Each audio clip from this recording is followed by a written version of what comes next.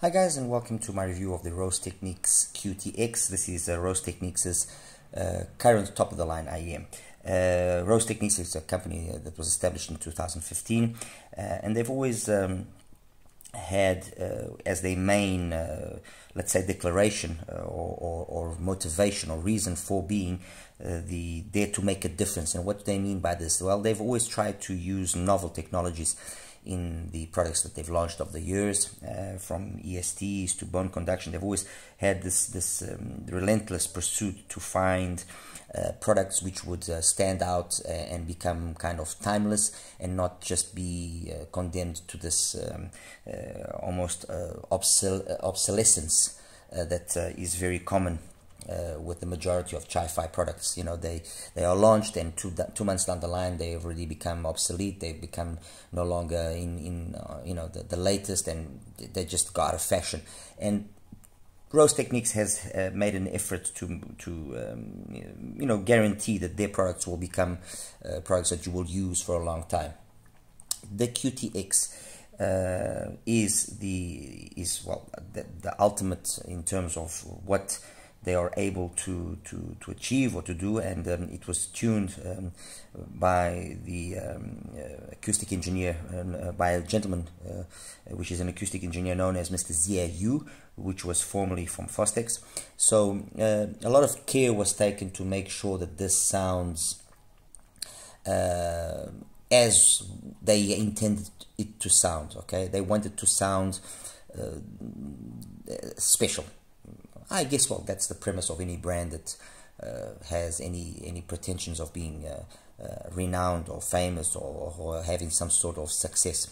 The QTX initially had an 8mm dynamic driver.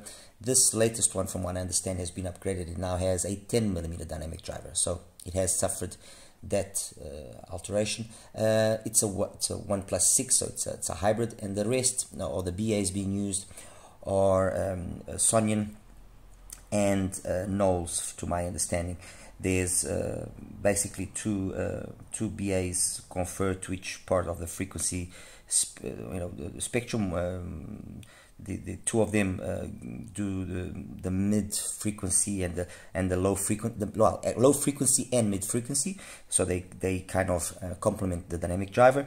Then two of them do the intermediate, medium intermediate frequencies, and then two of them do the high frequency. So that's kind of basically the division. The lower frequency ones being helped by the DD driver, so you get that lushness of a dynamic driver coupled to that quickness and to that fast decay time of a BA. Okay. Anyway, let me just take you through the box here so that when we can actually then talk in a little bit more detail about the rest. Okay, so that's it. Take away the sleeve. The box opens up in this way. All right, some literature, some stuff for us to read. Over there comes the carrying case, which is this carrying case over here. All right, nice carrying case, well built, sturdy. IEMs came over there with this cable. This cable is a cable which is very similar to the cable that we find in the Quiet C, their entry-level single dynamic. However, the cable here is of a much thinner gauge, and honestly, for a product which costs $419, I'm not going to sit here and say that I didn't expect something better. I was expecting something better. I mean, this is not exactly the termination of a cable that you know, comes in an IEM of this price range. I don't know. I hope they will consider what I'm saying and think about actually improving the cable, because the IEM deserves it. You're entering a price range which, you know, every little detail counts, and every little detail will make the difference between you actually buying an IEM or moving away to another one. Because let's face it, the differences ultimately are not huge. There used to be very big differences, but the differences are not huge. So things like the accessories that it brings, obviously the quality of the construction of the build, definitely the sound, you know, and then of course brand loyalty. All these things play an important role in maintaining a client faithful to you. Underneath here, this flap, we have tips. We have these tips on the bottom here, which are like the kind of like a hybrid foam silicone tip. Okay, I didn't really enjoy them too much. I found them a little bit too soft. But it is what it is. It brings those tips, and it brings these ones here as well, which are silicones in white bore, which I did use them momentarily. It's a pity that they actually didn't make two boxes like this for the tips that came in a plastic bag. These ones came in a box. Pity, just a small attention to detail again. And over here comes another accessory with its respective cable, which I'm going to now show you. Let me just put this away here. And that accessory is its own dongle, okay? And this is, an unusual thing for an IM to bring at any price, let's face it that way. I'm sure they're not the only ones that do it, but surely at this price range, nobody else is doing it. And straight away, the fact that it brings the dongle, and it is actually a high quality dongle. It's not a dongle that's not capable of giving good performance. Just this by itself, I think, already kind of starts justifying the price, obviously the $419, and enables me to kind of, let's say, put aside the fact that it doesn't exactly bring the ideal cable that at least I would have liked. I mean, the case is good, the tip selection is good, just the cable of the IM that should have been a little bit better. The particular dongle here, this is using a combination of the ESS 9038Q2 DAC chip with the ESS 9603Q amplifier chip. So it's a nice combination, single chip. It's got 125 milliwatts, if I'm not mistaken, and I believe the output is the same, be it 3.5 or 4.4 mil. So I don't have any indications that there's more output imbalanced.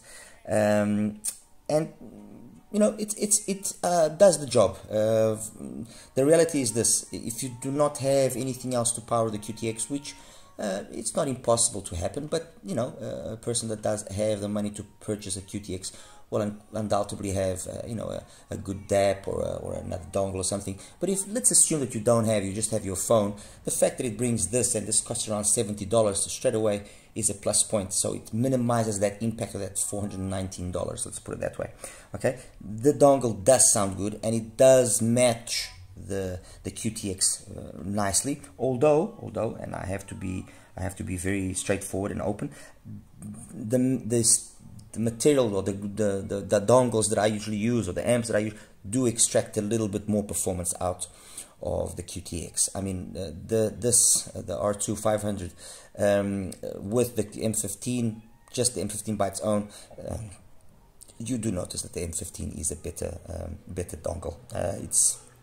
It's markedly noticeable, cleaner, more detailed, technically more capable. Excuse me. But as I said, it is a nice accessory to have, and it is one that deserves, obviously, to be given its merit. As for the IM itself, it's a very well built IM.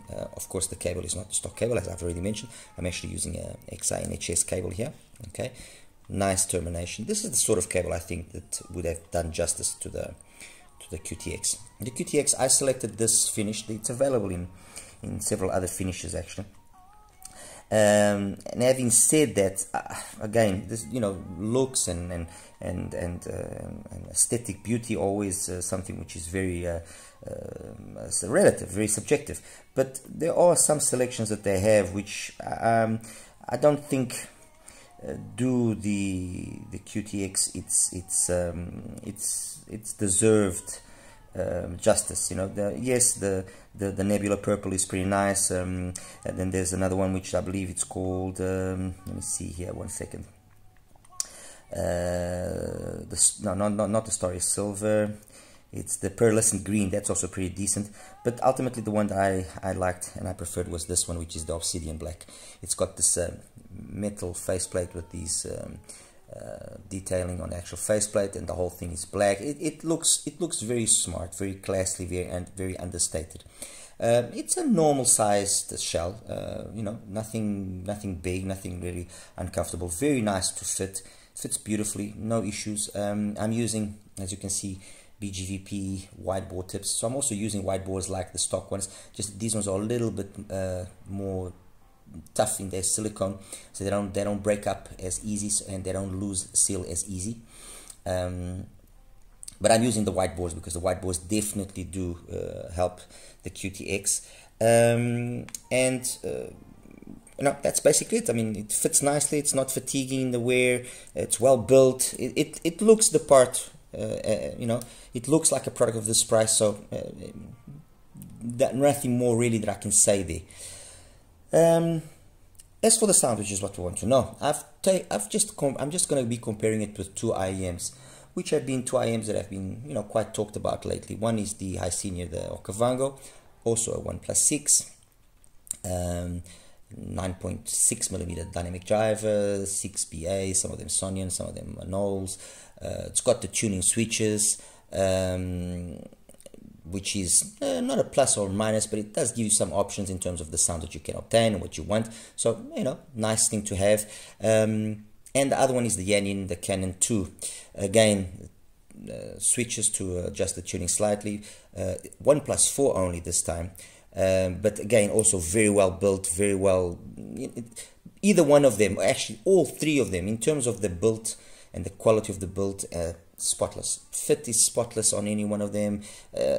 These are real high quality mid-tier products. Let's make that perfectly clear. Okay, 299, 369, 419. The QTX is the most expensive. It does bring the dongle. If you take away the price of the dongle, it approximates itself more to the price of the Canon, just below the Canon. Actually would be about $359 if my math is doing me justice. So evenly priced, just the difference in the number of the drivers, so 1.6, 1.6, 1.4, and in terms of sound, again, very similar. These three sound very similar. In the setting here where the switch number 1 is on, which is the one that boosts the bass and makes the bass a little bit on the muddy side, I'm not even going to talk about it because I don't like it in that setting. It makes the Okavango not sound what it is capable of sounding like. Okay, in the 0.0 setting or then the 0.1 setting, like I have, then yes, things come together nicely. In the I end up using it more in the 0.1 setting because it boosts up that area from 6 to 10K a little bit. And gives it a little bit more liveliness without running the risk of it becoming aggressive or anything of the sort. So that's the setting that I used for this comparison, and that's the setting that I always use actually when I'm listening to the Okavango. Okay. As for the Canon, I actually ended up, I listened to it in the 0.0 setting for a long time, but then I ended up going for the 1.1 setting, which just boosted the bass ever so slightly.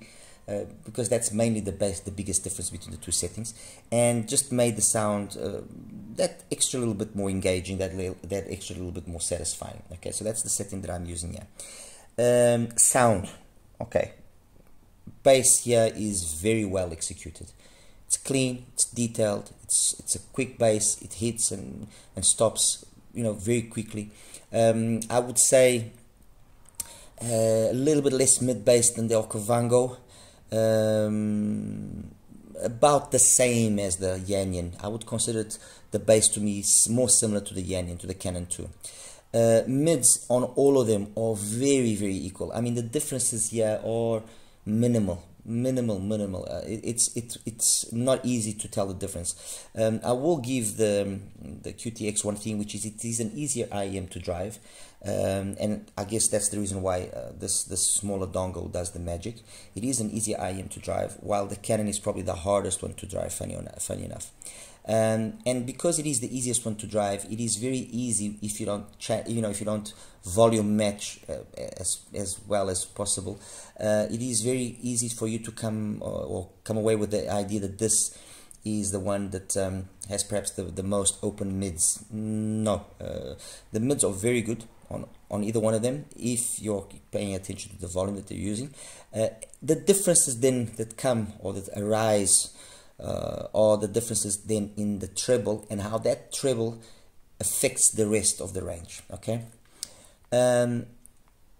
this one has probably got the treble, and please take my words with a grain of salt, because I'm trying to use words which are kind of very decisive in the distinction, so you try to understand. But keep in mind that the differences are small; they're not major differences. But let's say that the Okavango here, for the sake of what I'm about to do now, has got the one that has a treble which is the most splashy, the most unpolished treble. the Canon has the one that's got the most polished treble, the most detailed and polished treble, and the Rose Techniques is the one that has the treble that's the smoothest. You would think that by being the smoothest that it's not capable of then having good detail retrieval, and no, it is capable of having very good detail retrieval. Although yes, you do notice that the Canon 2 does have slightly a little bit more. I mean, let's see here, a song Swept Away from Carol Duboc, just a little bit more detail, minimal, but there is just a little bit more detail. Elephant from Carol Duboc, very similar. So, you know, it's not an overwhelming difference that says that the Canon has always got more detail. No. In terms of the detailed retrieval compared to the Okavango, again, there are differences, there are trade blows between them, but ultimately they are less close than over here. Here, well, actually, let me rephrase that a little bit better. The differences here in terms of detailed retrieval are not as noticeable as the differences that exist here. Okay, it's better for me to say it that way, otherwise it will generate a little bit of confusion. But the truth is, like I said, the sound between the three of them is very, very similar. They've all got very good bass. All of them have got this engaging, fun, dynamic bass. It's clean, it's detailed. The mids are fantastic on all of them. Where you do see that there is that difference in the sound is not so much in here, but there you do notice that the treble there's just got that little extra twinkle, that little extra sparkle. And you only notice it because you have it. Because if you don't have the Canon 2, you will not notice that difference. They will come across... you won't notice it as compared here with the Okavango. If I have it in the 00, this one will probably be a little bit more detailed. If I have it in the 01 like I do now, although you would think by looking at the graph that no, it's going to have a lot more energy than the QTX, it's not the case. It's not really the case. Let me see some songs for you guys to get a better feel of what I'm saying. Let's say Here But When I'm Gone. Here But I'm Gone, sorry, from Vanessa Fernandez. Great females, great female vocal, great, it does the female vocals very nicely. Carol Duboc, Vanessa Fernandez, you know, Jessie J, it does vocals, female vocals very nicely. It doesn't add to, it's perfect. For me, I've got nothing to say about it. It does it really, really well. Male vocals. Also really well done. However, for some reason, okay, it's not. This is a hard one to explain. It's not that I want a male vocal to have twinklies and sparklies, but you want that little extra crispness sometimes, you know. And there are songs. There was occasions, and let me see here. Hold on. One of the occasions where that happened was with What You Gonna Do from Frank McComb. Frank McComb there on the Okavango and on the Canon, in terms of the weight of his voice, it's all the same. But over there and there, for some reason which I just cannot put my finger in it just sounds a little bit more crisper, okay? Another one that I also felt a little bit that was actually on La Belle Dance Sans Remorse from Chris Botti. His voice, especially on the Canon, definitely sounds snappier, okay? The difference here is not so much, but there definitely you can notice it. Let me see here. Chris Isaacs, Wicked Game. Very equal. That on this particular song, I didn't notice what I was saying on the ones before. Let me look here. Another one. Let me see another one here. Let me see another one. The Lady's Not Amused. Lady's Not Amused. Where is it? Lady's Not Amused. Lady's Not Amused. Oh my, when you want something you can't find it, right?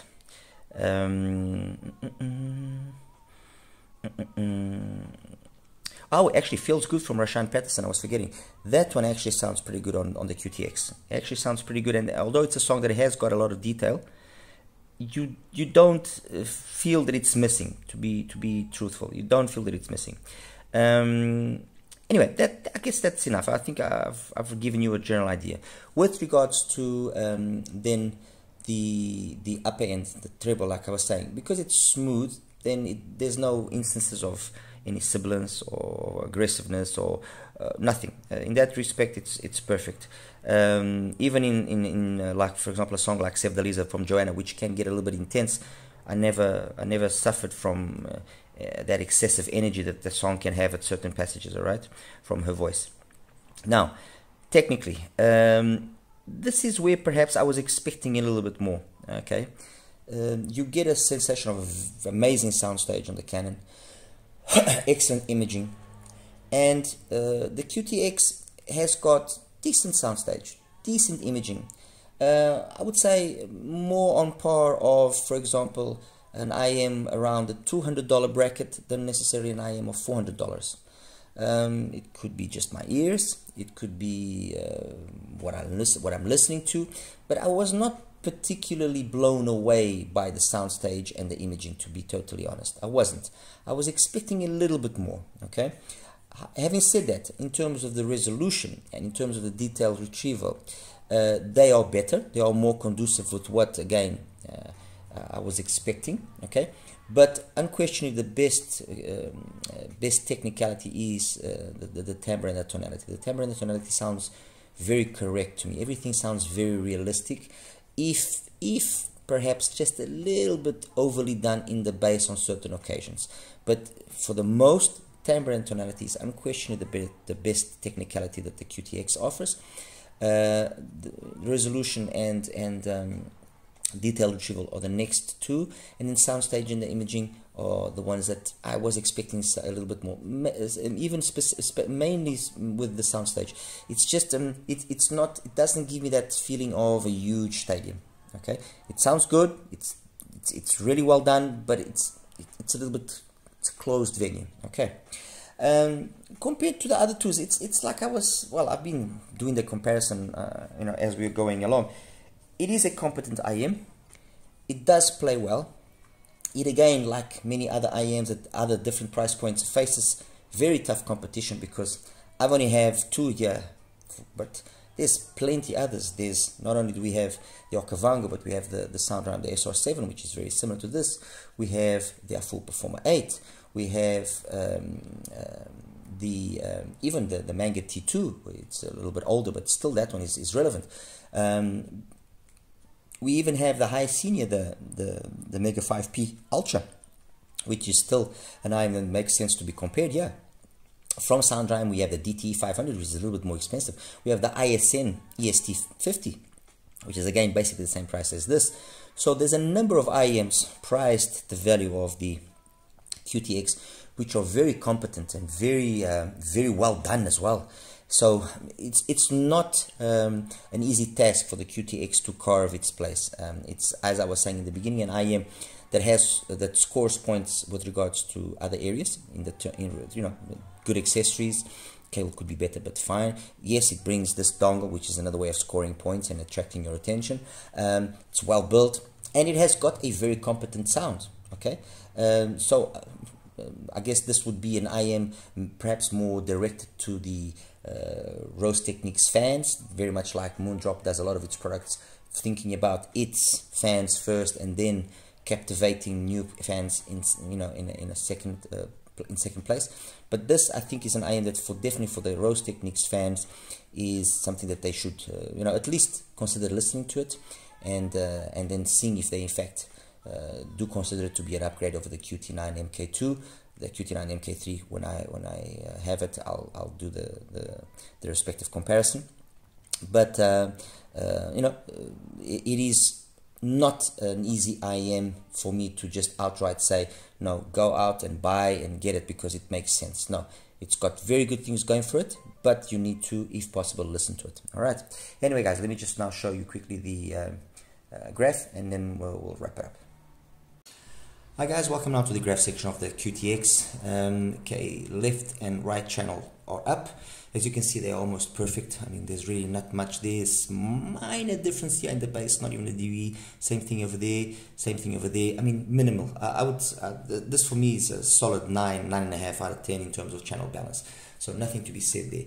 As for the graph by itself, nice sub-bass focus, a little bit of a bleed into the mids, a little bit of an early rise to the pin again.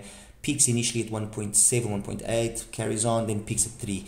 I don't understand why we have this dip. I'm assuming it's because of the way that the BAs have been tuned and crossed over. And then you have a dip here at 5, and then it carries on. The way that it comes across is not as energetic as you would think. When you listen to it on its own, yes, there's plenty of detail, there's plenty of everything. It's very smooth, non-aggressive, no sibilance, no nothing. But it's not as energetic as you would think, and you'll understand now when I start showing you the other graphs. This is the Canon in the 0-0 position, and you would think that they both sound the same. No, they don't sound the same. The Canon is more detailed. The Canon's got a little bit more detail retrieval, a little bit more crispness, a little bit more upper mids and treble, especially the treble, come across just a little extra more energetic. Although graphically you wouldn't think so. The past 10K extension definitely more on the Canon side. The fact that also the Canon doesn't have as much mid bass in this setting does help towards that. So I would say that the QTX's main reason for not sounding as detailed as it could possibly sound up top is because it's got this little extra energy here. However, I use the Canon in the 1-1 position, which basically maintains everything from 400 Hertz, basically the same. It just gives it a little bit more mid bass. And here, the interesting thing is that although now I've got basically the same bass and sub bass in either one of them, the difference between the two of them is minimal. Sometimes more depth on one, sometimes more clarity on the other, but the bass is equally well done in both of them. It is in the upper mids and treble that definitely the Canon does have, again, that advantage, that little extra crispness, which is not lost, although I've now given it more bass energy. Okay. As for the Okavango, let me just put the Okavango first. The Okavango in the 0-0 position is like this, and the 0-1 position is like this, which means that in the 0-1 position, which is the one that I like using, it gives it an extra boost here from 6 to 9, and past 10K as well. This is a little bit more extension, and this is the way that it actually sounds better. It sounds more detailed in this manner, and in this manner, when I now compare it to the QTX, they sound very similar, although you would think that the Okavango would be way more detailed and way more resolving. There's a slight little bit extra detail retrieval, but not really. The differences are very minimal. It's always a question of trading blows, okay? As compared to the Okavango, but in the 0-0 position, I would give the edge to the QTX. Although graphically they seem very similar, I would give the edge to the QTX. So overall, and now let me just put all three graphs, and let me just put here the Okavango in a different color. Let me put it in green so it stands out. There we go, green. Okay. The differences between the three of them are not really in the bass. All of them have very good bass. I would say that the best bass here probably is the Yanyan and QTX, and then the Okavango. Mids again very similar, not much differences. They all sound very equal. The differences that exist are in the treble area, where, like I said earlier on in the review, the one that's the most detailed, the one that's the most sparkly, the most twinkly and is the Canon. The one that's the smoothest is the QTX, and the one that's the less polished one is the Okavango. And just to clarify, when I say less polished, is although the treble on the Okavango and on the QTX are very similar, you notice, especially when you give it a little bit more volume, that the treble on the QTX maintains a very nice polished finesse to it, while the treble on the Okavango just becomes a little bit rowdy. It's not that it becomes aggressive or anything of the sort, but it just becomes a little bit less composed. Okay, so overall, what can I say about the QTX? What I said just early on. I mean, it's a solid IEM. It's got good things going for it. That dongle DAC definitely does help. You know, the thing here is listen to it. That's the best suggestion I can do. Listen to it. If you have an Okavango, or if you have you know, the Canon, does it make sense getting the QTX? No, it doesn't. But as I also said, there's many IEMs in this price range. You know, so to be safe and to spend your money wisely, there's nothing better than listening to it if you can, or then trying to identify yourselves with one of the reviewers or one of the reviews that will talk about the QTX. In my particular case, I can say that I like the QTX. I think it's a solidly done IEM in every aspect. You know, compared to the Canon and to the Okavango, it'd probably be my second choice. To be honest, I think I would probably choose the Canon first and then the QTX in second place. Only because of that little extra detail that I have on the Canon. But this is me now just being really hard and nitpicking and going to the last detail. But the truth is, I would be happy with either one of them. You know, either one of them would be more than satisfying if I could only afford one IEM. Alright, anyway guys, as always, like and subscribe. Any questions or anything that you want me to do, or any other further comparisons that you want me to do with the QTX, please let me know, and I'll do my best to make it happen. Alright, you take care now. Bye bye.